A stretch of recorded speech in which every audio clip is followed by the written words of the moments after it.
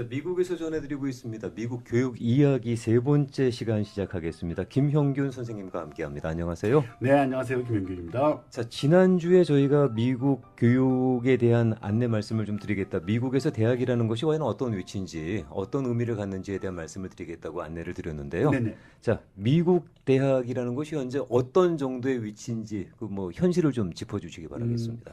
제가 이런 문제를 가지고 학생들의 대학 선정과 그리고 대학 입시 그리고 여러 가지 과정을 통하기 위해서 많은 부모님들과 학생들과 상담을 합니다. 네. 제가 그때 주로 하는 첫 번째 이야기가 얘네 때 대학교는 저희 때 고등학교입니다라는 얘기를 굉장히 많이 합니다. 네. 그래서 지금 현재 대학을 가는 애들한테 대학은 저희 때 고등학교다라는 얘기를 굉장히 많이 하는데 네. 그 첫 번째 근거가 제가 대학을 갈 때, 네. 그때 인간의 평균 연령이 60세에서 65세 정도였습니다. 네. 그렇기 때문에 그 당시에는 17, 18이 되면은 어떠한 프로페셔널 트레이닝을 받지 않으면 뭔가를 제대로 일을 못 해보고 인생이 끝이 나야 되는 시절이었습니다. 네. 예전에 맹자가 15세에 공자인가요? 공자가 그랬죠. 공자가 네. 15세에 입지를 했다고 얘기합니다. 아, 네. 그 말이나 되는 얘기겠습니까? 그 당시에는 15세에 입지를 안 하면 안 됐어요. 무슨 50세의 지천명이라 그러고 그때 네. 중국의 남성의 평균 수명이 40세에서 45세였어요. 아, 그러니까 50이면은 신선이 될 수가 있는 거군요. 그렇죠. 그 당시에서는 네. 15세에 입지를 안 하면 아무것도 못 하고 죽어야 될 때였어요. 20세인가를 입지라고 얘기를 했던 기억이 있었는데 15세 입지였나요? 15세 입지였죠. 네. 그런데 우리 애는 17이 됐는데 아직까지 얘가 지가 뭘 해야 될지 모른다. 모르는 게 당연한 겁니다. 저는 지금도 뜻을 세우지를 못하고 있습니다. 제가 원하는 뜻이 뭔지를 모르는데 그걸 그 나이에 한다는 거는 그만큼 어렸을 때는 뭐 예전에는 조숙했다고 해야 되는 건가요? 그렇게 봐야 되겠죠. 네. 옛날에 지금도 하루살이는 태어난 지 3시간 만에 성충이 되어야지 됩니다. 그렇죠. 네. 그래야만 하루를 살 네. 테니까. 그런데 지금 현재 인간의 평균 연령이 80세에서 85세로 늘어났습니다. 네. 지금 대학 가는 학생들은 앞으로 100살을 살아야 될 애들입니다. 17부터 나는 평생 무엇을 해야 될지 네. 생각을 하고 네. 거기에 맞춰가지고 나의 전공을 정하고 그 전공에 맞는 대학들을 정해서 대학을 가던 시대는 벌써 3, 40년 전에 끝났습니다. 그렇기 때문에 얘네 때는 대학에서 하는 일은 어떻게 하면은 학생들을 좀 더 제너럴 에듀케이션을 더 시키는가 하는 쪽으로 변하고 있습니다. 제너럴 에듀케이션이라면은 일반 과목을 말씀하시는 거겠죠. 네, 전공 과목이 아니에요. 네, 그래서 미국 내에서의 대학의 그 교육을 시키는 방법이 바뀌는 부분은 조금 이따 말씀을 드리고요. 네. 그리고 평균 수명의 연장만이 아니라 네. 전 세계가 지금 굉장히 월드 이즈 플랫, 전 세계가 무한 경쟁의 시대입니다. 그렇죠. 제가 어떤 학생들을 만나서 What do you wanna be? 그랬을 때 뭐가 되고 I wanna 싶으냐고. become a scientist라든지 과학자가 I wanna become 되고 a medical 싶다고. doctor가 아니라 네. I wanna become a radiologist라는 학생을 만난 적이 있습니다. 그래요? 네. 오. 그래가지고 제가 아버님을 보면서 아니 사촌이나 오촌 누가 중에 뭐 그런 레디올로지스트 하는 사람이 그러니까. 있냐고 그러니까 너무 좋아요. 비상도 없고 이머전시도 없고 돈도 잘 벌고요. 네. 세상에 제일 좋은 직업 같아요라고 얘기를 했어요. 근데 뭐 그쪽에 종사하시는 분들이 장점을 얘기할 때 그런 말씀을 하긴 하시더라고요. 네. 네. 그래서 제가 그 학생한테 이렇게 물어봤어요. 지금 현재 UC 얼바인 메디컬 센터에 가서 MRI 촬영을 하면은 네. 그 촬영하는 영상이 네. 어디에 뜨느냐? 어디에 떠요? 레디올로지스트의 스크린에 그 영상이 뜨겠죠. 그렇죠. MRI를 갖다가 리딩을 하려고 그러면 그분들한테 가야 되니까. 예, 그 사람이 리딩을 해서 판정을 내려줘야 그렇죠. 되니까. 아무나 보는 게 그러면 아니니까. 그 레디올로지스트가 어디에 앉아 있느냐? 기계 옆에 안 앉아 있습니다. 옆방에 앉아 있지 않습니다. 본인 집에 있나요? 지하실에 앉아 있지 않습니다. 그러면 본인 집에 있지 않습니다. 그런데 어디에 있느냐? 실제로 벵갈로와 인디아에 앉아 있습니다. 굳이 그렇게 그 작업 현장에 있지 않아도 된다는 그런 말씀이네요. 네, 실시간으로 벵갈로와 인디아에서 그 영상이 뜹니다. 네. 그 자리에서 그 사람이 소견서를 씁니다. 그러면 UC 얼바인에 앉아 있는 닥터의 스크린에 바로 그 소견서가 올라옵니다. 그렇겠죠. 네. 그렇기 때문에 앞으로 이 학생이 대학을 마치고 메디칼 공부를 해서 레디올로지스트가 되었을 때는 네. 미국에는 레디올로지스트라는 직업이 없을 수도 있습니다.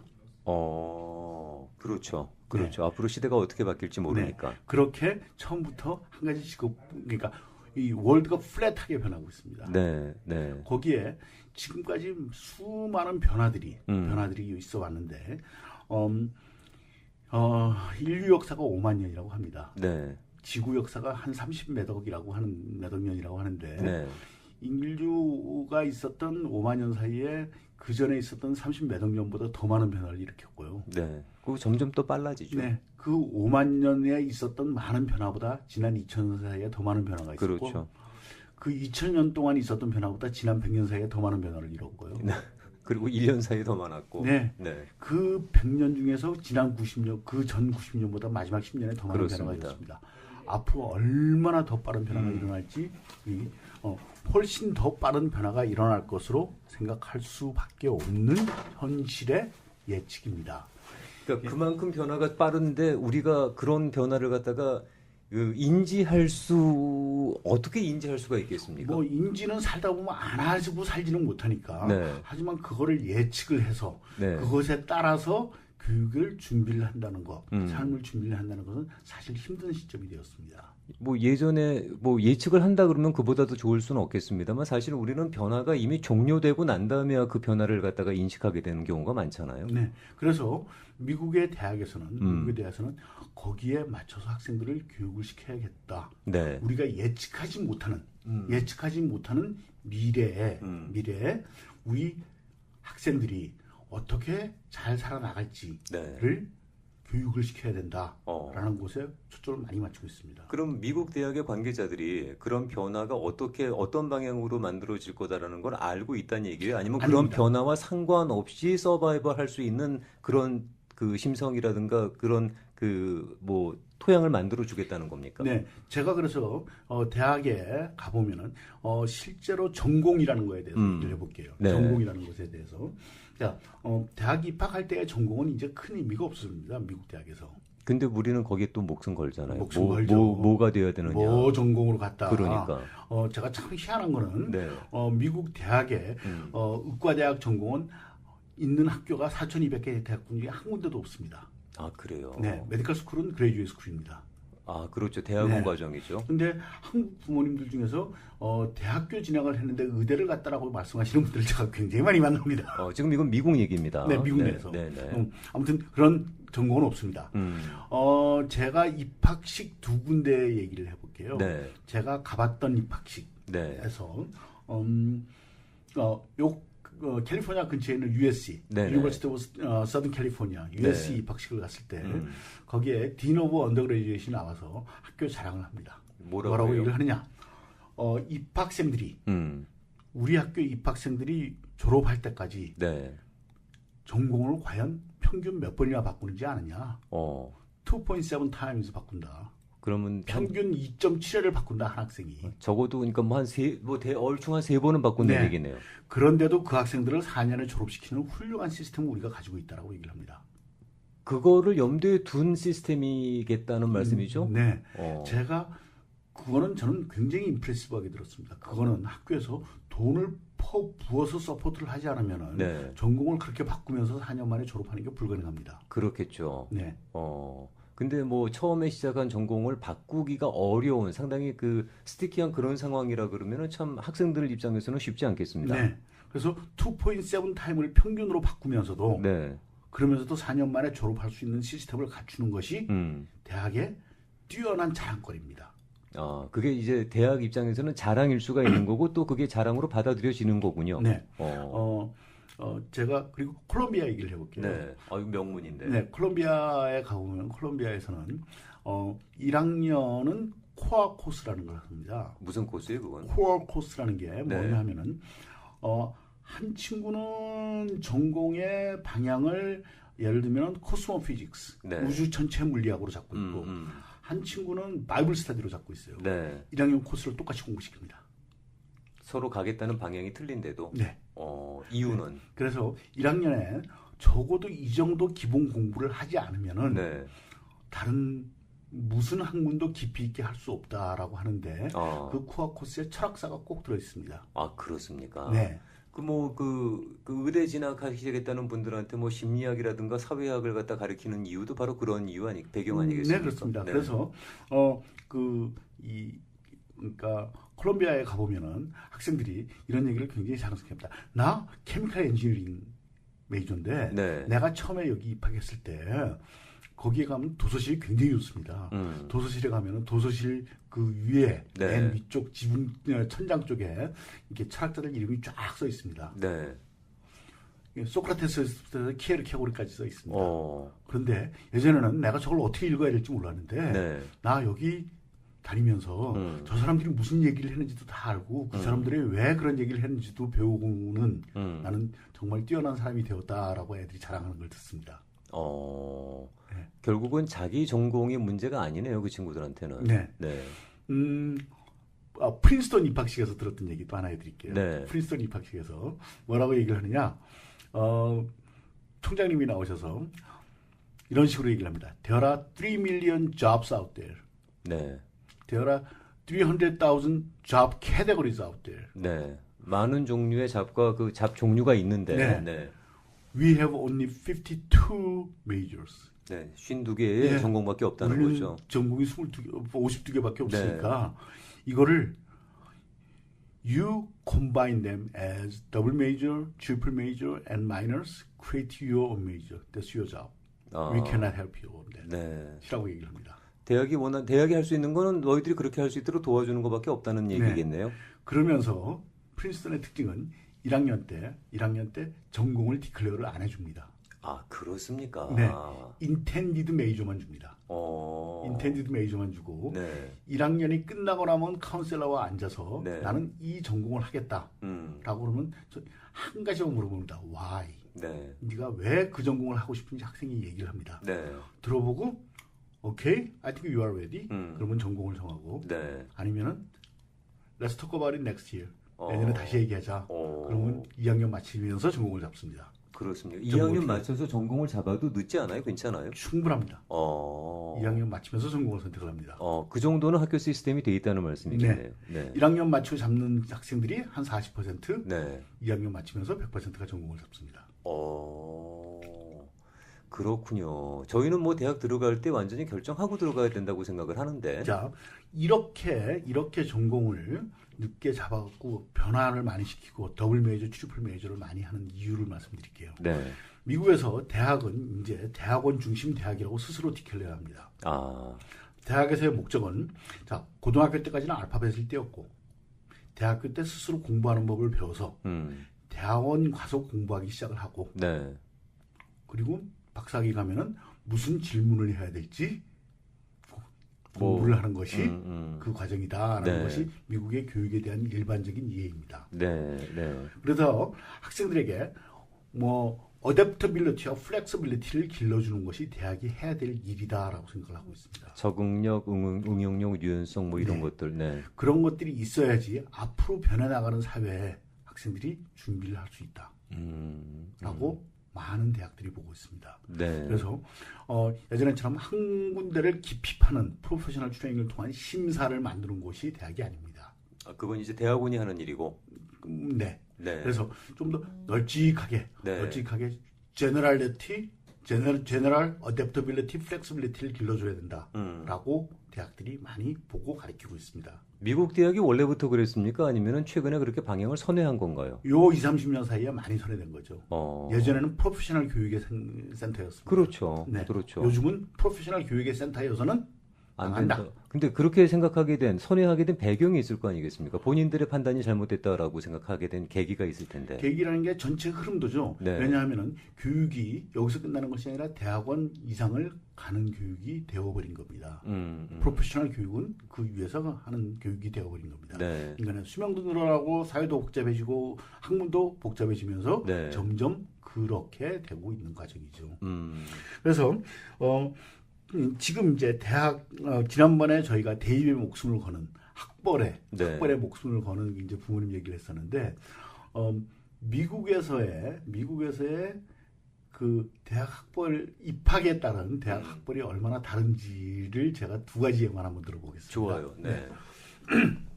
첫째, 한국에서는 아직도 입학 학번이 그 사람의 학번입니다. 그렇죠. 뭐 그걸로 많이 갈르죠. 교통 정리할 때 그걸 쓰니까. 네, 입학 학번입니다. 네. 미국에서는 졸업 학번입니다. 어. 입학 학번으로 하질 않습니다. 네. 입학 학번이 우리가는 그렇게 하는 이유가 네. 입학을 하게 되면 졸업은 뭐 거의 뭐 자동적으로 이루어진다고 간주를 했던 건데. 그렇죠. 그리고 입학 학번을 고집하는 이유가 뭐 남자들은 군대를 갔다 오고 그러다 그렇죠. 보니까 졸업 그렇죠. 학번은 달라질 수 있다라든지 그렇습니다. 뭐 등등으로 네. 해가지고 복학하고 나면은 또 그럴 네. 수 있으니까. 아무튼 뭐 입학 학번이 구분인데 네. 미국은 졸업 학번이 구분입니다. 그리고 많은 분들한테 물어봅니다. 오바마 대통령이 어느 학교 출신이죠? 오바마가 어디 나왔더라? 갑자기 생각이 안 나요. 예, 들으시는 분들 거의 한 80%는 아실 거예요. 하버드 법대 출신이다라고 얘기를 합니다. 그거 이제 대학원 과정으로 알고 네. 있는데. 네. 네. 그러니까 최종학력 하버드 법대는 들어봤습니다. 네. 이게 사람들한테 인식이 되어 있습니다. 네. 근데 대학이라 그러니까 갑자기. 네. 네. 대학을 어디를 입학했느냐? 여기 로스앤젤레스에 있는 옥시덴탈 칼리지에 입학을 했습니다. 아, 그렇군요. 네. 옥시덴탈 칼리지에 입학을 해서 옥시덴탈 칼리지에는 지금도 있습니다. 네. 옥시덴탈과 콜롬비아 유니버시티 사이에 2x2 2+2 콤비네이션 프로그램이 네, 있습니다. 네, 네. 그 프로그램을 통해서 옥시덴탈을 2년을 다니고 콜롬비아에서 2년을 다니고 졸업을 하고 네. 그다음에 하버드 법대를 갔습니다. 그렇죠. 사람들이 기억하는 것은 마지막 최종 학력만 기억합니다. 그렇죠. 네. 네. 거기 나왔다. 그리고 뭐 네. 변호사였다. 뭐 이런 얘기. 네. 네. 대학 입학에 어. 목숨을 거는 고등학교, 중고등학교 부모님들에게 말씀드립니다. 저희 오바마가 옥시덴탈을 입학했다는 거 모르시는 분 굉장히 많습니다. 놀라시겠네. 네, 지금 거기에 목숨을 걸고 계신 겁니다. 그거면 끝이다.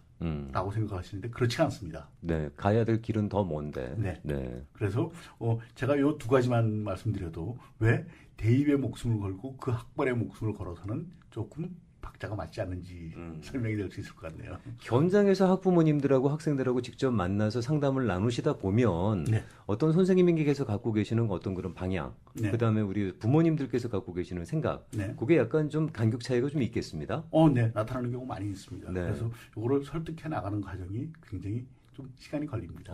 근데 설득은 뭐 본인들이 수긍은 하십니까? 그런 말씀을 드리면? 수능 끝까지 안 하시는 분들도 있어요. 그리고 제가 학생들의 대학을 선택을 할 때 네. 어느 대학을 갈 것이냐, 어느 대학을 어플라이하자, 네. 마지막에 붙은 학교 중에서 어느 학교로 가자 네. 이런 선택을 할 때 이제 사실 그런 것도 고려가 됩니다. 어떤 학생들 같은 경우는 저는 대학 졸업하고 한국 가서 살 거예요. 그러면 저기 학교 기준은 완전히 달라집니다. 네. 미국에 사는 학생들 네. 그리고 한국으로 돌아갈 학생들 저희가 레코멘드해주는 학교 리스트가 비슷하지도 않습니다. 그렇겠죠. 아무래도 이제 한국이라는 나라의 특성상 네. 또 뭐 거기에 또 스펙에 맞출 필요는 있지 않겠습니까? 네. 그래서 뭐 제가 정답을 가지고 무조건 정답을 제시하지는 않습니다. 하지만 그 학생의 상황과 여러 가지에 맞춰서 그 학생한테 가장 이로울 수 있는 것을 레코멘드하는 정도는 제가 해드릴 수 있습니다. 자, 그렇게 되면은 우리 부모님들의 역할이 좀 더 많아지시고 길어지시겠습니다. 이게 예전에는 그냥 돈 네. 팔고 소 팔아서 대학만 입학시키면은 어떻게 보장이 될 수 있는 건덕지가 있었는데 네. 지금은 대학이라는 게 선생님 말씀대로 예전에 고등학교 정도의 레벨이고 네. 이게 결국은 대학원 중심으로 교육제도가 개편되고 있다고 하면 네. 학생들이 가져야 되는 어떤 시간적인 간격도 그렇습니다만 부모님들의 부담도 커지는 거 아니겠습니까? 네, 그렇습니다. 그럴 수밖에 없습니다. 우리가 더 오래 살기 때문에 네. 더 오래 일을 해야죠. 네. 네. 이제는 소 팔고 땅 팔아서 되는 일이 아니군요. 네. 그렇게 그 교육 어떤 뭐 시스템 자체의 변동이 있는데 네. 그게 지금 현재 미국 교육의 현 상황이라고 말씀을 드렸습니다. 네. 자, 그러면은 뭐 그 상황에 이어서 그 시스템에까지 저희가 또 다음 주에 계속 이어서 말씀도 이어보도록 하겠습니다. 네, 다음에는 미국에서는 대학에서 과연 어떤 학생을 뽑으려고 노력하는지. 아유, 좋습니다. 예. 네. 그러니까 이게 자꾸만 거꾸로 내가 어떻게 해야지 대학에 입학하지 말고 내가 대학이라면 어떤 애들을 뽑으려고 그럴 것인지 그렇죠. 네. 하는데 포커스를 맞춰가지고 얘기를 해보도록 하죠. 제가 어떤 회사를 들어가려 그러면 그 회사가 어떤 사원을 갖다가 요구를 하는지 정도는 인포메이션을 알고 움직여야 되지 않겠습니까? 그렇게 생각하는 사람들을 그런데 만나보기가 굉장히 힘듭니다. 그래야 전략적으로도 대비를 할 테니까 말입니다. 네. 자, 그러면 다음 주에는 그 내용 갖고 말씀 이어가도록 하겠습니다. 오늘 말씀 고맙습니다. 네, 감사합니다.